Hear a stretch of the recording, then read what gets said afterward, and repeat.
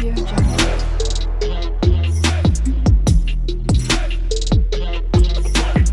Audio Jungle.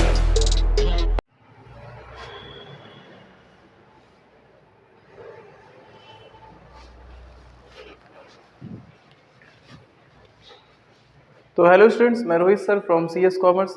तो बच्चों, class 11th का चैप्टर हम लोग पढ़ रहे थे यहाँ पर जर्नल एंट्रीज। और इस चैप्टर की अभी पिछली कुछ क्लासेस हो भी चुकी हैं, जिसमें मैंने आपको इस चैप्टर के बेसिक्स बताए। इस चैप्टर पे क्वेश्चंस को करने के लिए कुछ रूल्स की ज़रूरत होती है, जिसको हम लोग पिछली क्लास में कंप्लीट कर चुके, समझ चुके हैं। और हमने यहाँ पर अपने चैप्टर के क्वेश्चंस को शुरू कर लिया था और कुछ क्वेश्चन हम लोग यहाँ पर कर भी चुके हैं। ठीक है बच्चों, तो आज की क्लास में हम लोग अपना नया क्वेश्चन एक करने वाले हैं। ठीक है, तो पहले आप लोग क्वेश्चन को जल्दी से नोट करिए, फिर हम लोग आगे इसके बारे में बात करते हैं।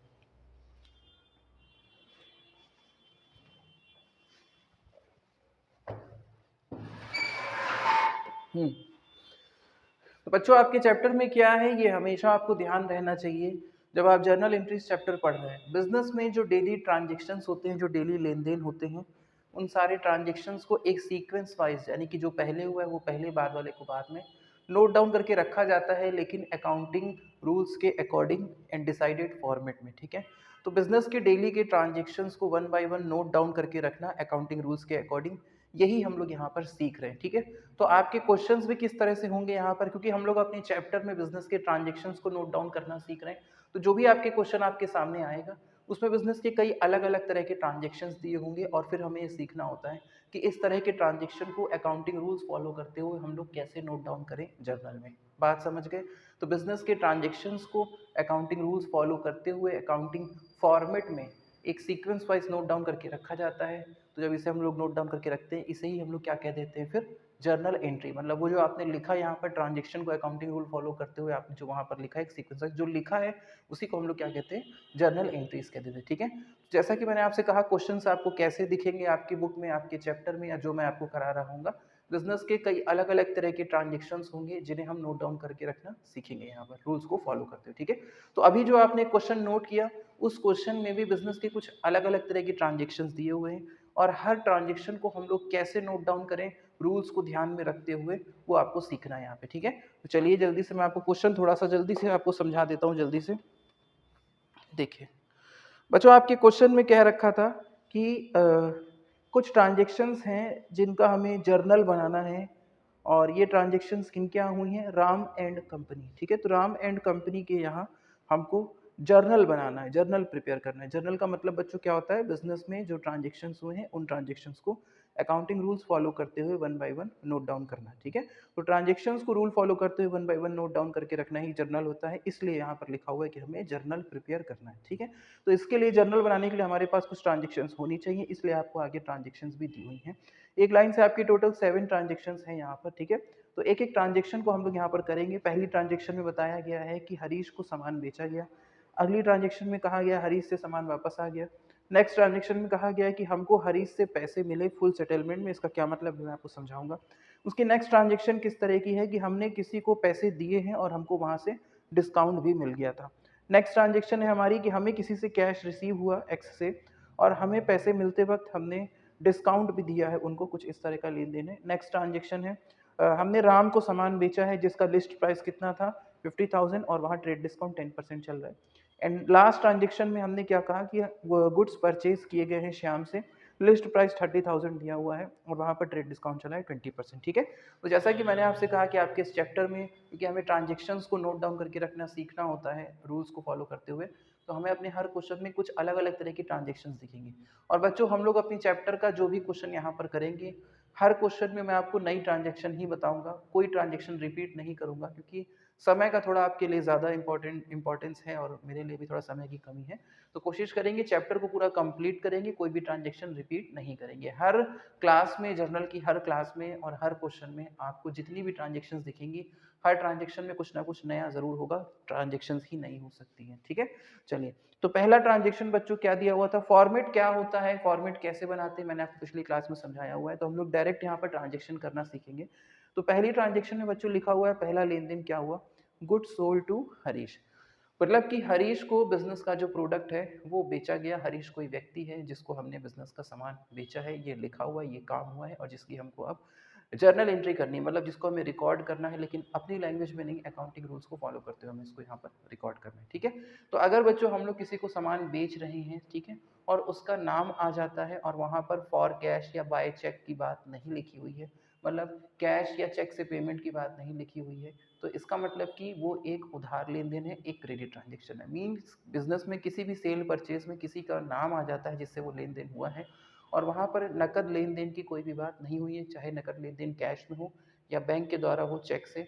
ठीक है, तो नकद लेन देन की बात नहीं लिखी है और किसी भी सेल परचेज में किसी का नाम आ जाता है, तो हम लोग उस ट्रांजेक्शन को क्या समझते हैं कि ये एक उधार लेन देन था।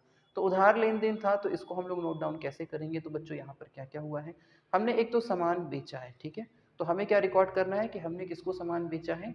हरीश को। ठीक है, हमें उसका नाम लिखना ज़रूरी होगा क्योंकि अभी हमको पैसे मिले नहीं है, तो इसलिए हमको ये पता होना चाहिए कि अगर उधार सामान बेचा गया है तो किसको बेचा गया है, उसका नाम लिखना ज़रूरी है। तो हमें जस्ट ये रिकॉर्ड करना है कि हमने सामान बेचा है और वो सामान किसने पाया है? हरीश ने।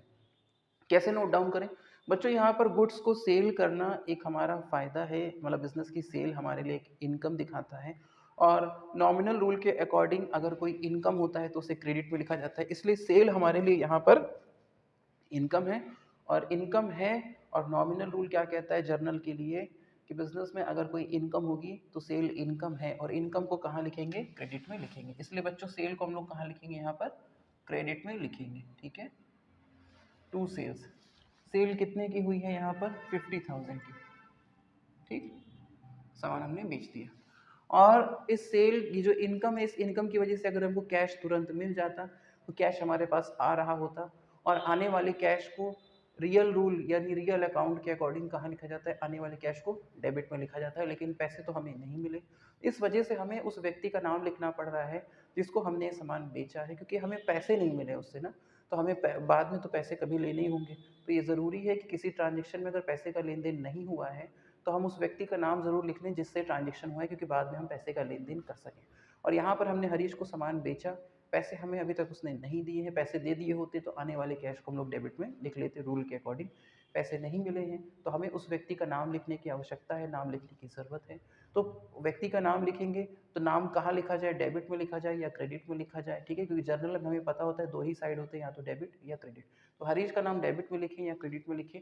तो आपने पर्सनल रूल पढ़ा है, पर्सनल रूल कहता है कि पाने वाले व्यक्ति को कहाँ लिखा जाता है? डेबिट में। और हरीश जो है वो इस सामान को पा रहे हैं तो पाने वाले व्यक्ति है, और पाने वाले व्यक्ति को हम लोग कहाँ लिखेंगे? डेबिट में। ठीक है,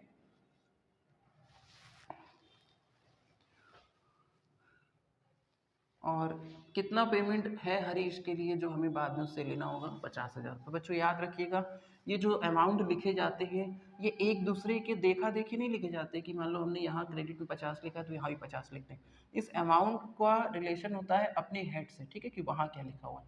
यहाँ क्या लिखा हुआ था? सेल, कि मतलब कितने का सामान बेचा गया, तो जो सामान बेचा गया ये उसकी वैल्यू लिखिए। यहाँ क्या लिखा हुआ है? हरीश। किस लिए लिखा हुआ है? क्योंकि वो अभी हमारा डेटर बनेगा फ्यूचर में, मतलब वो हमें पैसे देगा। ठीक है, क्योंकि हमने उसको सामान उधार बेचा था, तो कितने अमाउंट से हमारा डेटर बनेगा, क्योंकि हमने उसको सामान उधार बेचा था 50,000 का, इसलिए हमारा डेटर बनेगा 50,000 से। तो 50,000 इनके सेंस में लिखा हुआ है। ठीक है, फिर यहाँ पर हम एक ब्रैकेट लगाएंगे और यहाँ पर नरेशन में लिख देंगे जो भी यहाँ काम हुआ है। तो नरेशन में आपको नहीं लिख पाऊंगा, जस्ट ओरली बता दूंगा। यहाँ पर क्या काम हुआ है? सामान बेचा गया है हरीश को, वो भी उधार, तो इसलिए हम यहाँ पर लिख सकते हैं goods sold to Harish on credit, या अगर ऑन क्रेडिट ना भी लिखें, सिर्फ इतना लिख दें गुड्स सोल्ड टू हरीश, तो भी ये क्लियर है कि सामान उधार बेचा गया है। ठीक है, अगला ट्रांजेक्शन बच्चों हमारे क्वेश्चन में क्या है? हरीश रिटर्न गुड्स 10,000 रुपीज़, मतलब हमारे क्वेश्चन में कहा गया है कि जो हरीश है जिनको हमने सामान बेचा था, ठीक है, उन्होंने सामान वापस कर दिया है। कितना वापस कर दिया है? 10,000 रुपये का, मतलब हमने उनको कितना सामान बेचा था? 50,000 का, और उन्होंने कुछ सामान उसमें से हमको वापस कर दिया। कितना सामान वापस किया? 10,000 रुपये का। तो अब ये जो 10,000 का सामान वापस आया है, ठीक है, हमें इसकी एंट्री बनानी है, ये भी एक लेन देन हुआ है, हमें इसको भी रिकॉर्ड करना है। इसको बच्चों हम लोग कैसे रिकॉर्ड करें? तो बच्चों ध्यान से समझिए कि जब बिका हुआ सामान अगर वापस आता है तो इसे हम लोग क्या कहते हैं? Cell return. ठीक है, तो हमें क्या दिखाना है कि हमारे बिजनेस में एक सेल रिटर्न हुआ है, ठीक, और बदले में हमने पैसे वापस किए हैं क्या? नहीं, ऐसा नहीं हुआ है, क्योंकि जब हमने हरीश को सामान बेचा था तो हमने उससे पैसे नहीं लिए थे, उधार बेचा था। ठीक है, तो जब वो सामान वापस करने आएगा तो हमारे पास उसके पैसे तो पड़े नहीं कि हम उसको वापस कर देंगे, तो हमने पैसे तो लिए नहीं थे, इसलिए पैसे तो वापस नहीं जाएंगे।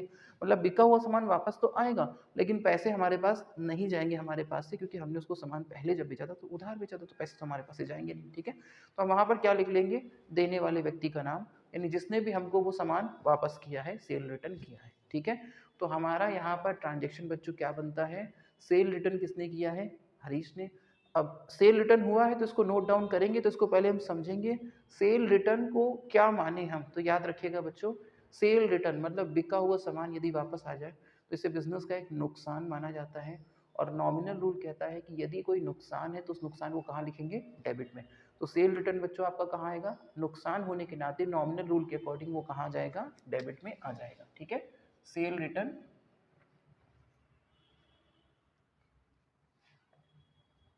कहाँ आ गया, डेबिट में। ठीक है, कितने का है, 10,000। और अगर सामान वापस आया है तो हम उनका पैसा भी वापस कर दें, लेकिन ये तो तब हो पाएगा ना जब हमने उनको सामान बेचा था तो उन्होंने हमको पैसे दिए होते। तो उस समय तो उधार हुआ था, तो उस पैसे तो वापस करने की कंडीशन में हम है नहीं। ठीक है, तो हमें ये ध्यान रखना है कि सामान फिर दे कौन गया, अगर हम पैसे नहीं दे रहे तो सामान कौन दे गया, तो देने वाले व्यक्ति कौन है, हरीश। ठीक है, नाम के साथ अकाउंट वर्ड नहीं लगता है, अगर आपको लगाना है तो आप एपोस्ट्रोफी एस लगा के अकाउंट लिख सकते हैं। ठीक है बच्चों, एक चीज़ यहाँ पर आपको और समझना होगा। देखिए, किसी व्यक्ति का नाम अगर क्रेडिट में आ गया तो एक तो ये सेंस हो सकता है कि वो देने वाला व्यक्ति है। ठीक है, और अगर आप यहाँ पर देखिए, जब हमने उधार उसको सामान बेचा था तो वो पाने वाला व्यक्ति था, मतलब उसने हमसे सामान उधार ले लिया था और वो अभी हमको पैसा देता। तो यदि किसी व्यक्ति का नाम डेबिट में आता है तो इसका मतलब ये हो सकता है, होता है कि वो व्यक्ति अभी हमको पैसा देगा। ठीक है, किसी अमाउंट के लिए वो जिम्मेदार है, वो हमको पैसा देगा, वो हमारा डेटर है। ठीक है, और यदि उसकी डेटरशिप डिक्रीज हो रही, क्योंकि वो हमको सामान वापस कर दिया है, तो उसकी डेटरशिप क्या हो रही है, डिक्रीज हो रही है। ठीक है, मतलब उसका पैसे का देने का जो एक उसकी जिम्मेदारी है, जो एक लाइबिलिटी है उसकी हमारे लिए, वो कम हो रही है। तो जब किसी का डेटर डिक्रीज हो रहे होते हैं हमारे, तो उसको हम कहाँ लिख सकते हैं, क्रेडिट में लिख देते हैं। ठीक है, एक वो वाला सेंस भी यहाँ पर है, इसको भी ध्यान से समझिएगा। ठीक है, चलिए ये ट्रांजेक्शन हो गया। उसके बाद नेक्स्ट ट्रांजेक्शन में आते हैं बच्चों, देखिए क्या लिखा है, received cash from Harish 38,500 rupees in full settlement of his account. बच्चों यहाँ पर एक बात लिखी हुई है, पहले हमें इसको समझना होगा। कह रहे हैं कि हमें हरीश से कितना पैसा मिल रहा है, क्योंकि हमने हरीश को सामान उधार बेचा था, फिर उधर से उन्होंने कुछ सामान वापस भी कर दिया था, और अब वो हमको पैसे देने आए हैं। तो कितना पैसा देने आए, 38,500 रुपीज़। तो हमें सोचना है क्या इतना ही पैसा हमें इनसे लेना था। क्यों सोचना है, क्योंकि वहाँ पर एक वर्ड लिखा है फुल सेटलमेंट। क्या मतलब है, मैं आपको पूरा समझाता हूँ। हमने हरीश को सामान कितना बेचा था उधार, 50,000 रुपये का। कितना सामान वो हमको वापस कर गए, 10,000 का। अब उनके पास कितना सामान बचा हुआ है बच्चों, 40,000 का।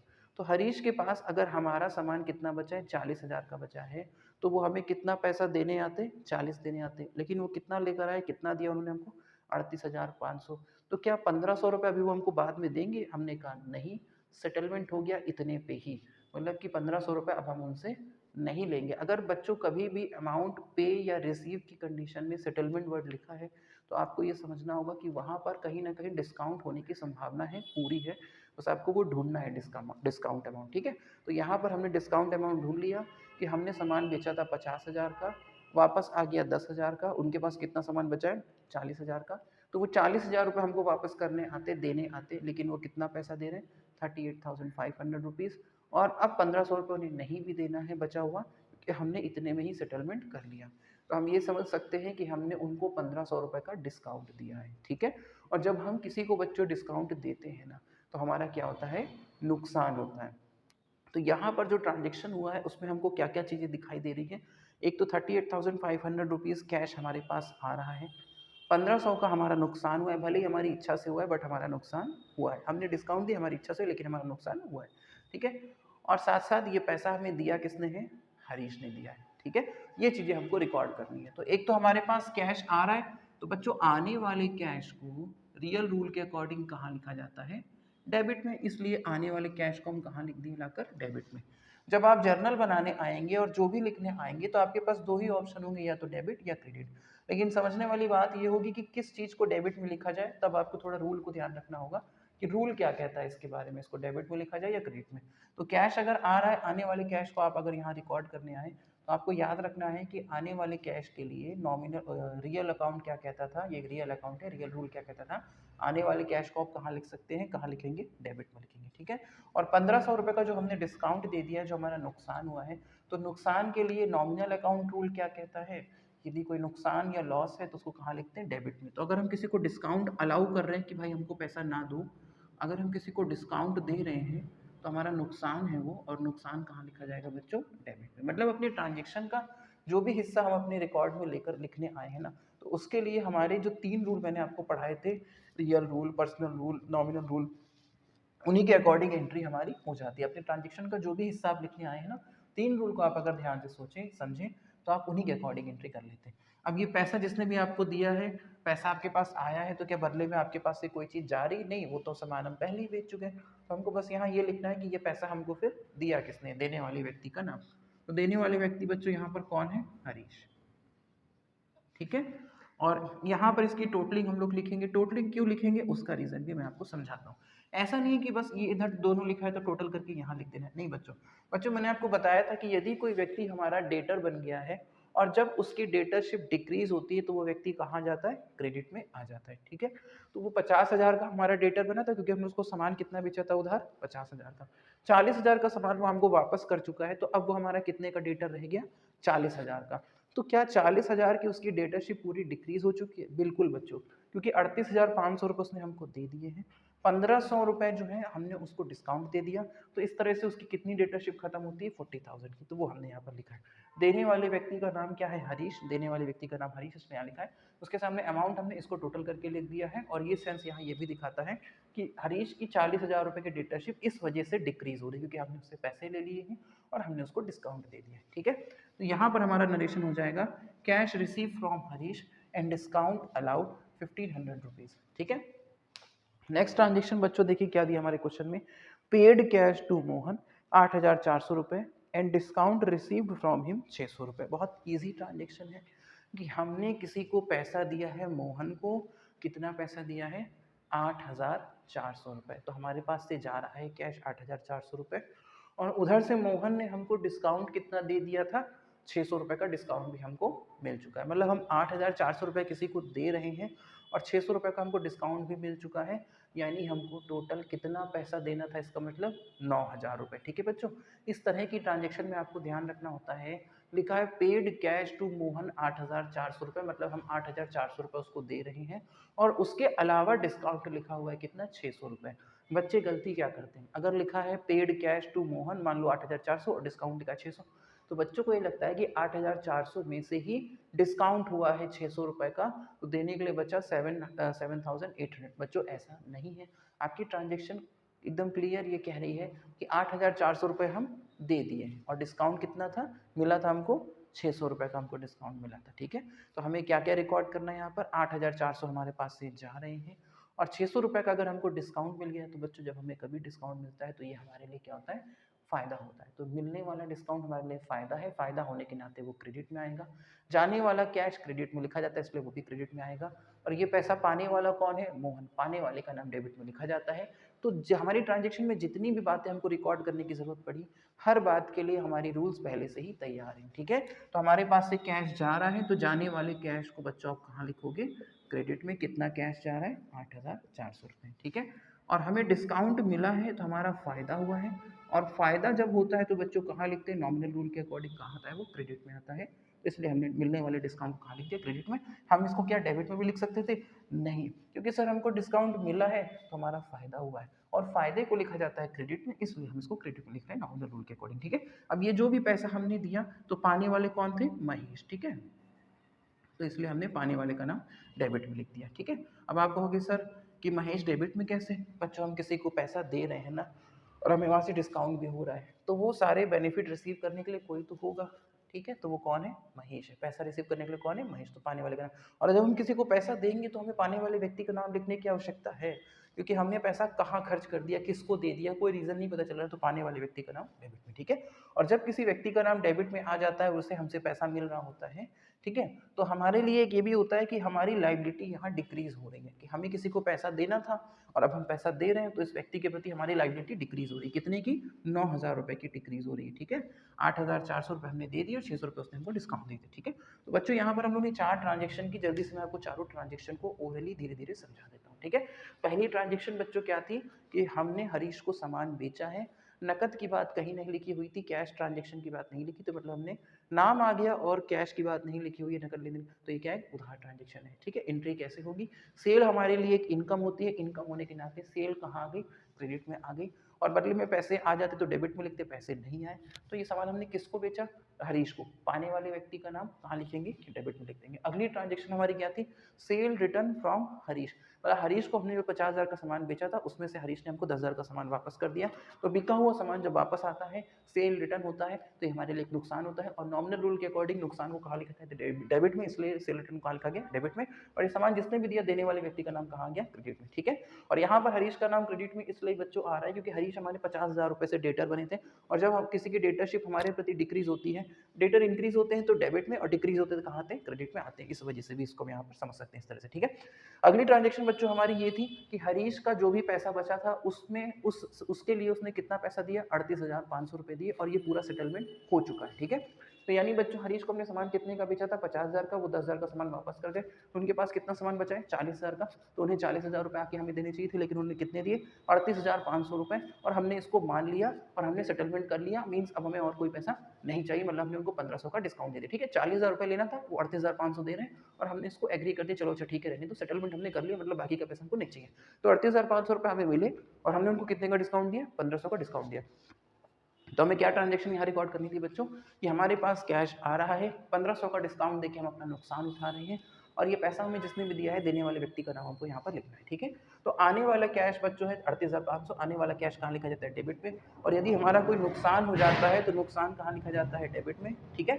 डिस्काउंट अलाउ, मतलब हमने किसी को डिस्काउंट दिया, हमारा नुकसान हो, नुकसान को हम कहाँ लिखेंगे? डेबिट में। और ये पैसा जिसने भी दिया, देने वाले व्यक्ति का नाम क्रेडिट में, ठीक है। और उसके सामने अमाउंट 40,000। नेक्स्ट ट्रांजेक्शन हमारी बच्चों क्वेश्चन में लिखी हुई थी कि हमने महेश को पैसे कितने दिए? 8,400 रुपए, और वहाँ से हमको डिस्काउंट कितना मिल गया? 600 रुपए का डिस्काउंट मिल गया हमको।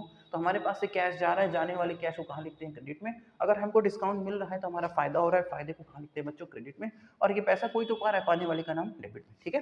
तो ये 4 ट्रांजेक्शन बच्चों हम लोग ने यहाँ पर अभी की। आगे की 4 ट्रांजेक्शन और देखते हैं, ठीक है।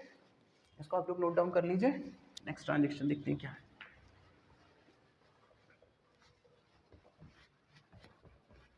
थोड़ा ध्यान से चीज़ों को समझिएगा, कोशिश करिएगा कि क्लास को एक सीक्वेंस में देखिएगा, ठीक है।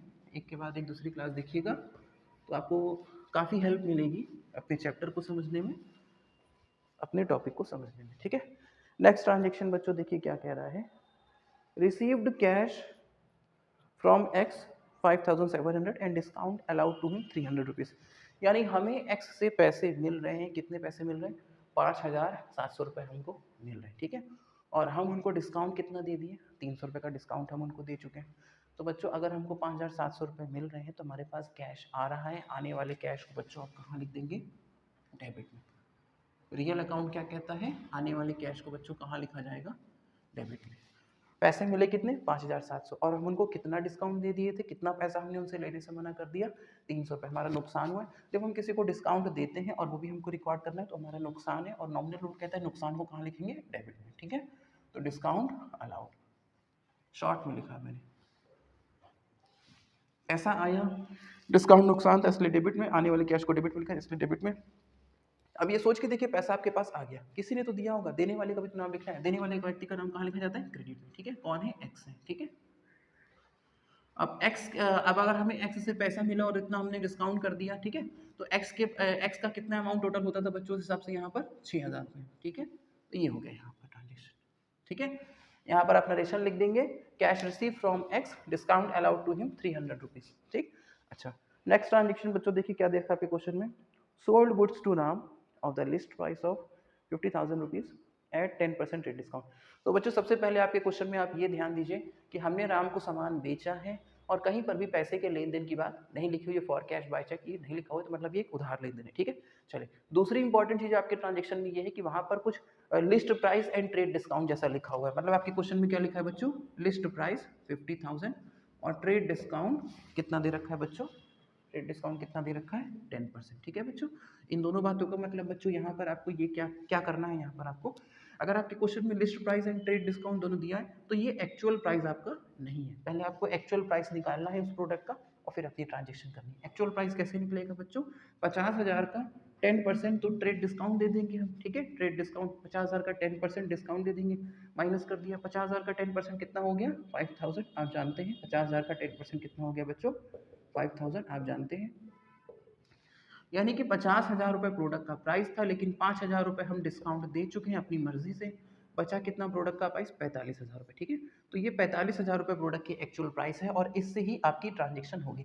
ध्यान रखिएगा, जर्नल में जब भी आपके किसी ट्रांजेक्शन में किसी प्रोडक्ट का प्राइस एंड ट्रेड डिस्काउंट दिया हुआ है तो वो दिया गया प्राइस एक्चुअल प्राइस नहीं है, उसमें से आप ट्रेड डिस्काउंट जो भी रेट है उसके अकॉर्डिंग कैलकुलेट करके फाइन करेंगे। ये 10% आप प्रोडक्ट के लिस्ट प्राइस पे ही फाइन कर लेंगे और जो भी डिस्काउंट आ रहा है आप उसकी लिस्ट प्राइस में से डिस्काउंट को माइनस करेंगे और फिर जो प्राइस आएगा वो आपका एक्चुअल प्राइस होगा और उससे आपकी ट्रांजेक्शन होंगी। ठीक है, ध्यान रखिएगा। ठीक है, चलिए हमारे क्वेश्चन में प्रोडक्ट का प्राइस कितना है 45,000 रुपीज़, तो इसी से हम ट्रांजेक्शन करेंगे। ठीक है, ट्रांजेक्शन में बच्चों क्या बोला गया है, हुआ क्या था ट्रांजेक्शन में कि हमने जो है राम को सामान बेचा है, वो भी उधार है क्योंकि कैश वैश नहीं लिखा हुआ है। ठीक है, तो अगर हमने सामान बेचा है तो बेचना हमारे लिए एक इनकम है, इनकम होने के नाते कहाँ आएगा क्रेडिट में। कितने का है प्रोडक्ट 45,000 रुपीज़ का, और पैसे तो आए नहीं तो पाने वाले व्यक्ति का नाम हम लोग कहाँ लिख देते हैं, डेबिट में लिख देते हैं। अगर पैसे आ गए तो कैश आ रहा है, पैसे नहीं आए तो वो सामान किसने पाया, पाने वाले व्यक्ति का नाम डेबिट में। ठीक है, ये हमको भाई देखिए पैसे नहीं मिले आप खाली क्रेडिट में सेल लिख के छोड़ दीजिए तो कंप्लीट कहाँ है वो ट्रांजेक्शन, आपको पूरी बात कहाँ समझ में आई। ठीक है, तो इसलिए पाने वाले व्यक्ति का नाम हमको लिखने की जरूरत पड़ जाती है क्योंकि हमने सामान किसी को बेचा है, पैसे नहीं है तो किसको बेचा है, पाने वाले व्यक्ति का नाम डेबिट में। ठीक है, नेक्स्ट ट्रांजेक्शन बच्चों आपको क्या दे रखा है, purchase goods from Shyam, list price 30,000 rupees and trade discount 20%। ठीक है, तो पहले तो आपको ध्यान देना है कि हमारे क्वेश्चन में हमने सामान श्याम से खरीदा जरूर है लेकिन वहाँ पर बाय चेक बाय कैश कुछ भी नहीं लिखा हुआ है और नाम भी आ गया किसी का, तो एक उधार लेन देन, पहली चीज़ तो ये। दूसरी इंपॉर्टेंट चीज़ आपको ये ध्यान रखनी है कि वहाँ पर हमारे क्वेश्चन में प्रोडक्ट का लिस्ट प्राइस क्या दे रखा है 30,000 रुपीज़ और बगल में लिखा हुआ है ट्रेड डिस्काउंट कितना बच्चों 20%। ट्रेड डिस्काउंट कितना है 20%, यानी प्रोडक्ट का लिस्ट प्राइस दिया हुआ है, प्रोडक्ट का लिस्ट प्राइस दिया हुआ है 30,000 जर्नल में। ठीक है, ट्रेड डिस्काउंट कितना दिया है 20%। तो जब आपके क्वेश्चन में प्रोडक्ट का list price and trade discount बच्चों दिया हुआ है तो ये प्रोडक्ट का एक्चुअल प्राइस नहीं है, आपको एक्चुअल प्राइस फाइंड करना है। कैसे फाइंड करना है, आपको लिस्ट प्राइस में से ट्रेड डिस्काउंट माइनस कर देना है। तो बच्चों ट्रेड डिस्काउंट पहले कैलकुलेट करिए, ट्रेड डिस्काउंट कितना है 20%। 20% किस पे निकालेंगे, प्रोडक्ट के लिस्ट प्राइस पे निकालेंगे। ठीक है, लिस्ट प्राइस पे आप निकालेंगे ट्रेड डिस्काउंट, कितना हो गया 6,000 रुपये हो गया। ठीक है, 6,000। तो मैंने आपसे क्या कहा कि अगर आपके क्वेश्चन में लिस्ट प्राइस दे रखा है ट्रेड डिस्काउंट दे रखा है तो लिस्ट प्राइस में से पहले ट्रेड डिस्काउंट माइनस कर देंगे। ट्रेड डिस्काउंट कितना आया था 6,000, माइनस कर देंगे, फिर जो प्रोडक्ट की प्राइस आएगी वही प्रोडक्ट की एक्चुअल प्राइस होगी आपके ट्रांजेक्शन में, उस प्राइस से आपको एंट्री करनी है। ठीक है, 24,000 से आपको एंट्री करनी है, बात समझ गए। चलिए, तो हमारे क्वेश्चन में क्या दिया था बच्चों कि हमने राम से सामान श्याम से सामान खरीदा है और अगर हम परचेज करते हैं तो परचेज नॉमिनल रूल के अकॉर्डिंग एक्सपेंस होता है, एक्सपेंस होने के नाते इसको कहाँ लिखते हैं हम, डेबिट पे लिखते हैं, परचेज अकाउंट डेबिट। ठीक है, कितने का परचेज किया हमने 24,000 का, क्योंकि 30,000 एक्चुअल प्राइस नहीं है, एक्चुअल प्राइस ही है। पैसे हमारे पास से तो गए नहीं तो ये सामान जिसने भी दिया देने वाले व्यक्ति का नाम कहाँ आ जाएगा, क्रेडिट में आ जाएगा। ठीक है, तो यहाँ पर श्याम को मैंने शॉर्ट में लिख दिया कितना 24,000। ठीक है बच्चों, यहाँ पर नरेशन में लिख देंगे, दोनों में ही नरेशन आपका जो भी है पूरा पूरा लिखेंगे। यहाँ पर लिखेंगे good sold to Shyam, list price आपका 50,000 एंड ट्रेड डिस्काउंट 10% था। यहाँ पर क्या है, goods purchase from Shyam, list price आपका 30,000, ट्रेड डिस्काउंट 20%। ठीक है, यहाँ पर था। चलिए, तो यहाँ पर हम लोग ने आज की क्लास में कुछ ट्रांजेक्शन्स और यहाँ पर कंप्लीट किए बच्चों। ठीक है, और जैसा कि हमने पिछली क्लास में और पिछली क्लास में जो ट्रांजेक्शन्स किए थे कुछ भी मैंने यहाँ पर आपका रिपीट नहीं किया है। हाँ, कुछ ट्रांजेक्शन जैसे सेल एंड परचेज की अगर आई भी है तो उनसे उनमें कोई ना कोई अलग कॉन्सेप्ट जुड़ा हुआ है। जैसे मैंने इस क्वेश्चन को शुरू किया क्रेडिट सेल से, तो क्रेडिट से हम लोग पिछले भी पढ़ चुके हैं, लेकिन आगे वो ट्रांजेक्शन कहाँ कंप्लीट हुई, उसी से रिलेट करता हुआ पहले रिटर्न हुआ और उसी से रिलेट करता हुआ फिर बाद में क्या हुआ, हमें कोई पेमेंट रिसीव हुआ जिसका हमने फुल सेटलमेंट किया। ठीक है, तो हम लोग कोशिश यही करेंगे कि जो भी ट्रांजेक्शन जो भी क्वेश्चन आगे करेंगे सब नए होंगे, हर ट्रांजेक्शन नई होगी, ताकि आप हर क्लास को जब अपना समय दें और जब मैं भी यहाँ पर समय दूँ तो हम लोग डेली कुछ नया पढ़ें, कुछ नया सीखें। ठीक है बच्चों, आज की क्लास में बस इतना ही, नेक्स्ट क्लास में हम लोग मिलेंगे और अपने जर्नल के एक और नए क्वेश्चन को हम लोग वहाँ पर समझाएंगे, आपको करने की कोशिश करेंगे। ठीक है बच्चों, थैंक यू स्टूडेंट्स।